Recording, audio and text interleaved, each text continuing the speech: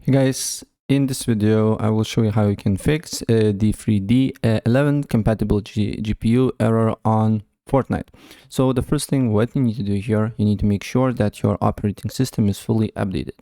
Go to search, go to settings, then go to Windows Update, and if there is an update for you that you need to download and install it, please do so. And the next step, what you need to do here, you need to make sure that your GPU drivers is fully updated as well. I'm using NVIDIA, so there is an app called GeForce Experience. I can easily go there. Then what I need to do here, I just need to go to drivers, check for updates and install drivers.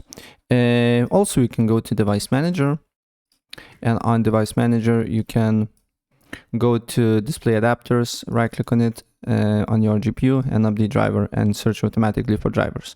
And then restart your computer and look if the problem persists or not.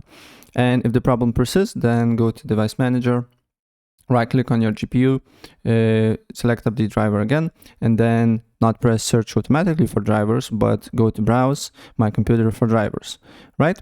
And then select let me pick from the list of available drivers on my computer, and then install all the drivers here and look if the problem persists or not. And if the problem persists, another thing that you need to do here is to open up Epic Games Launcher, and then make sure that your game is not automatically updating. So mine is fully updated, so as you can see here there is launch, but if you run the Epic Games Launcher and if there is an update option here, you need to wait until the game updates itself, right? And if it's not the case, if it's not working, then open a browser, then you just need to write Visual C++. Select the first link, probably it will be latest supported Visual C++ by learn.microsoft.com. Go here and then scroll down until you see Redis 64 or 86.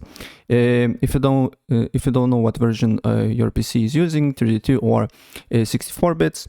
If Windows 11, it's always it will be 64 bits. But if you really want to know, you just need to go on search and go to system information, and here it will be your system type. And then if it's 64, download this. If it's 32, download this. Right? Save it to your computer. And after that, after you got the setup, you just need to press on it. If it's installed, just press repair.